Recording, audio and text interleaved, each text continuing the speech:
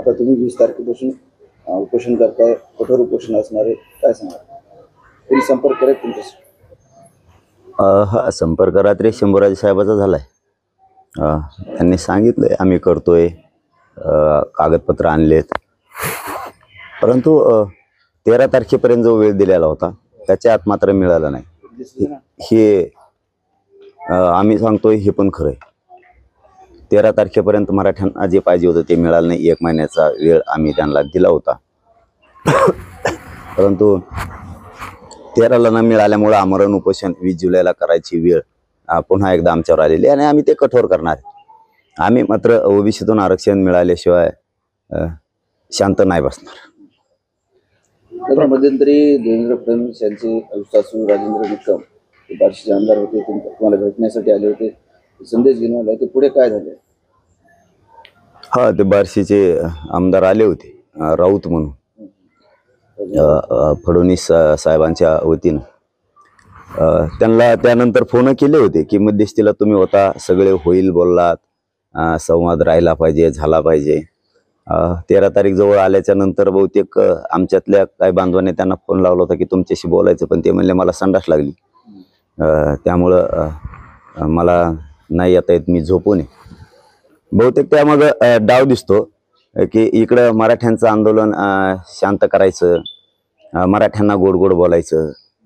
एक फडणवीस साहेबांचा दुसरा डाव दिसतोय असं 100% आता अंदाज आहे की हे त्या दिवशी डाव टाकला, आज ते उघडा पडला की मराठ्यांना शांत करायचं आणि फक्त बोलायचं, हे देऊ ते करू, ह्या केसेस मागे घेऊ त्या घेऊ, ही भाषा वापरायची. आणि दुसरीकडून ओबीसी समाजाचे नेते, समाज नाही नेते, मराठ्यांच्या अंगावरती घालायचे, त्यांच्या बैठका लावायच्या. म्हणजे एकीकडून मराठ्यांना चूच करायचं आणि संपवायचं गोड बोलून. मराठ्याचेच आमदार बार्शी सारखे पुढे घालायचे आणि मराठ्यांना संपवायचा घाट घालायचा. हे फडणवीस साहेबांचा आता पुन्हा एक डाव दिसतोय. ओबीसीच्या बैठका बोलवायच्या, त्यांना त्यांच्या बाजूला करायचं, ओबीसीच्या नेत्याच्या बैठका बोलून त्यांना आमच्या विरोधात बोलायचं. फडणवीस साहेबांचं मला एक कळत नाही, इतके चिचूर चाळे त्यांनी का करायला पाहिजे एवढ्या मोठ्या नेत्यानं? म्हणजे जो त्यांच्या बैठकीकडे जाईल, मग तुम्ही बैठक याच्यासाठी लावताय का की मराठी संपले पाहिजेत याच्यासाठी? आताही त्यांनी एक महाविकास आघाडीची महायुतीची एक बैठक लावली, तेव्हापासून सगळे नेते हे तर मराठ्यांच्याच विरोधात बोलायला लागले. तुम्ही नेमक्या तोडगा काढायसाठी फडणवीस साहेब बैठका बोलवतेत का मराठ्यांविषयी द्वेष वकायला लावताय प्रत्येकाला? हे काहीच कळत नाही ना. कारण प्रकाश आंबेडकर साहेब हे आम्हाला प्रत्येक वेळेस मार्ग म्हणजे सांगायचे, असं होतंय, तुम्हाला सलाईनमधून औषध घालतील किंवा असे प्रयोग. तेच आज इतकं शॉकिंग वाटतंय की आंबेडकर साहेब पण म्हणालेत की सगळ्या सोयऱ्यांची अंमलबजावणी करू नका. परत त्यांचा पक्ष म्हणतोय की नोंदी रद्द करा. आता SC STच्या आरक्षणाचं तर मागणीच नाही मराठ्यांची. म्हणजे फडणवीस साहेब म्हणजे बाकीच्यांना दोष देण्यापेक्षा फडणवीस साहेब हे का घडवणार? एक माणूस सत्तेसाठी इतक्या जाती झुंजायला लावणार आहे की काय आता, असा डाव वाटायला लागलाय. म्हणजे फडणवीस साहेब तुम्हाला हे राज्य रक्तबंबाळ करायचंय काय? नेमकं काय चाललंय तुमचं हेच कळत नाहीये. तुम्ही काय करा, एवढी हवस खुर्चीची असावी हे अवघड आहे. आमच्या सगळ्या सोयऱ्यांना मराठ्यांचा त्रास द्यायचा म्हणजे नोंद सापडलेल्या मराठ्यांना प्रमाणपत्र कुणबी देण्यासाठी सगळ्या सोयऱ्यांची अंमलबजावणी ती करायची नाही. आमचे मराठ्यांना गोरगरिबांना म्हणजे आमचं मराठ्यांचे सोयरे असणारे सगळे सोयरे असणारे यांच्यावर खोट्या केसेस फडणवीस साहेबांनी करायच्या. म्हणजे आणि दुसरीकडून ओबीसीचे नेते मराठ्यांच्या अंगावर घालायचे, त्यांना कुकरीच्या तलवारीच्या भाषा करायला लावायच्या. परत ज्यांच्या आमच्या आरक्षणाचा संबंध नाही त्यांनी त्यांच्या पक्षानं सांगायचं की नोंदी रद्द करा, दिलेल्या नोंदी रद्द करा, मराठ्यांना आरक्षण देऊ नका. काही नेत्यांनी असं बोलायचं परत की ते सगळ्या सोयरीची अंमलबजावणी म्हणजे भिसळे. म्हणजे हे फडणवीस साहेबांचा वेगळा डाव चाललाय आता. म्हणजे मराठ्यांच्या विरोधात सगळ्या जातीचे नेते घालायचे आणि राज्य रक्तबंबाळ करायचं हे स्वप्न आहे का खुर्चीसाठी फडणवीस साहेबांचं? म्हणजे तुम्ही आमच्या सोयऱ्यांना त्रास देणार? फडणवीस साहेब तुमचे सुद्धा सोयरे आहेत राज्यात, आम्ही नाही त्रास देत त्यांना. तुमचे सुद्धा आहेत सगळे संबंधी. इतकी वाईट भावना मराठ्यांविषयी डाव टाकून फडणवीस साहेबांनी करावी, हे मला रात्रीपासून खूप शॉकिंग वाटायला लागले. की एवढा मोठा उच्च दर्जाचा भाजपाचा नेता मराठ्यांविषयी इतके डाव करायचे, बैठका बोलवायच्या मराठा आरक्षणावर, आणि बाहेर नेते आले की ते मराठ्यांच्या विरोधात बोलते.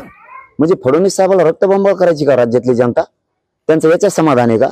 गोरगरीब आरक्षण देऊन किंवा त्यांचे प्रश्न सोडून याच्यात तुम्हाला आनंद नाहीये का? कधी पण कलागतच लागली पाहिजे, कधी समाज झुंजलाच पाहिजे, हे स्वप्न घेऊन तुम्ही सत्ता बळकावणार आहेत का? मला तर फडणवीस साहेबांचं खूप आश्चर्य वाटायला लागलंय. आता बार बार एकच शब्द काढायचा की शरद पवारांनी काय दिलं नाही, त्यांच्याकडे मोर्चा होता. ते कुठे सत्तेत येत?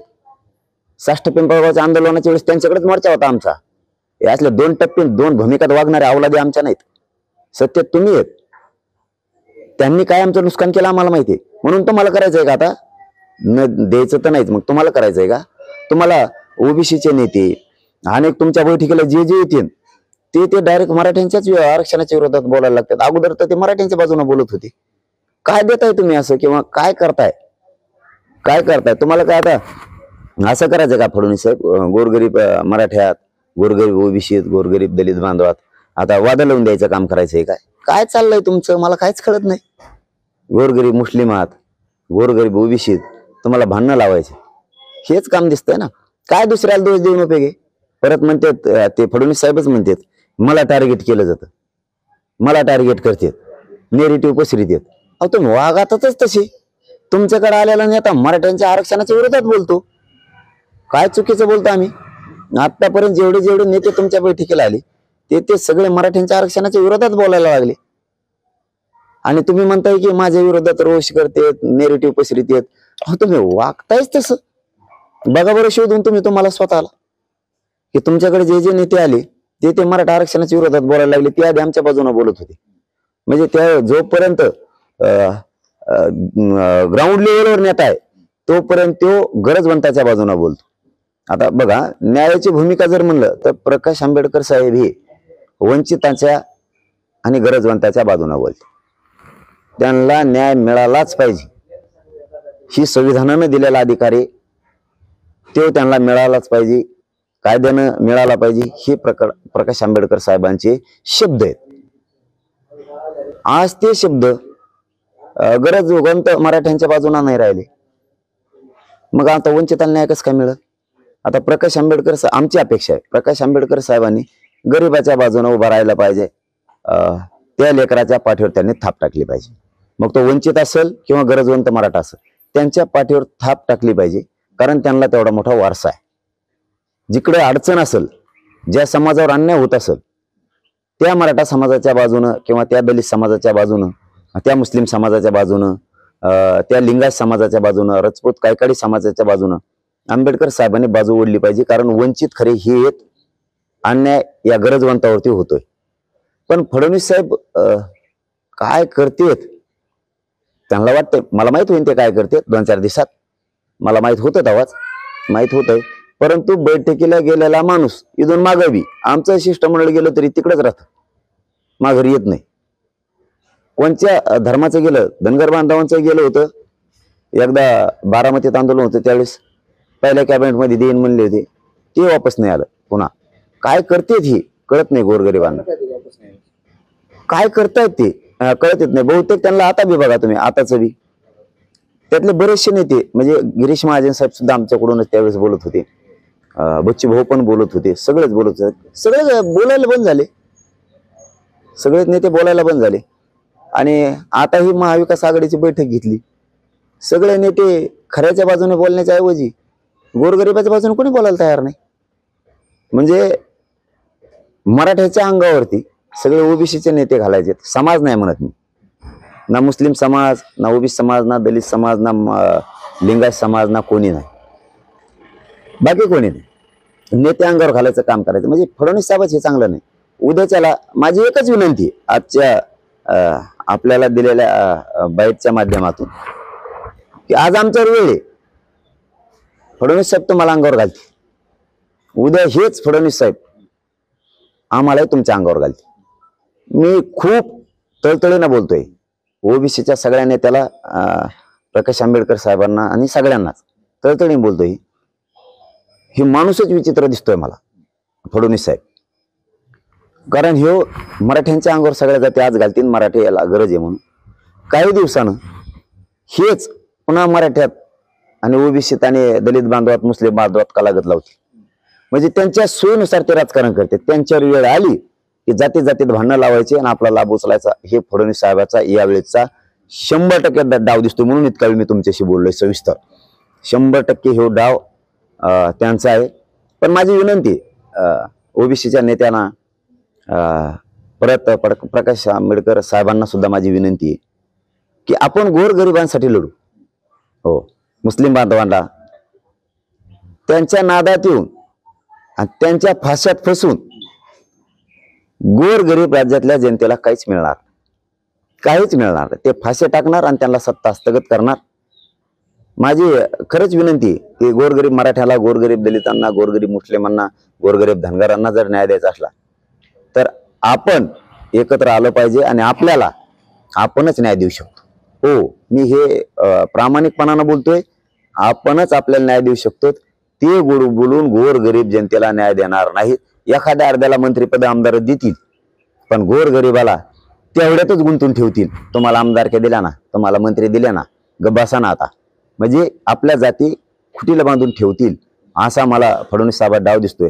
आणि आता त्यांचा पुन्हा डाव दिसतोय की रक्तबंबाळ जनता करायची राज्यातली आणि स्वतः खुर्ची हस्तगत करायची. पण फडणवीस साहेब याला मनोज जारंगे म्हणतात, जनता रक्तबंबाळ होऊ देणार नाही, एकमेकाच्या अंगावर येऊन देणार नाही. तुम्ही ज्या ज्या नेत्याला काय काय शिकवलं असेल मला माहित नाही, ते तुमच्याजवळ राहतील. पण सामान्य ओबीसी, सामान्य मुस्लिम, सामान्य दलित, सामान्य मराठा एकमेकाच्या अंगावर झुंजायला तयार होणार नाही. तुमचं स्वप्न मी पूर्ण होऊन देणार नाही कधीच. तुम्ही डाव टाकलाय हे खरंय, तुमचा डाव मी मोडणार. एबीपी माझा, उघडा डोळे बघा नीट.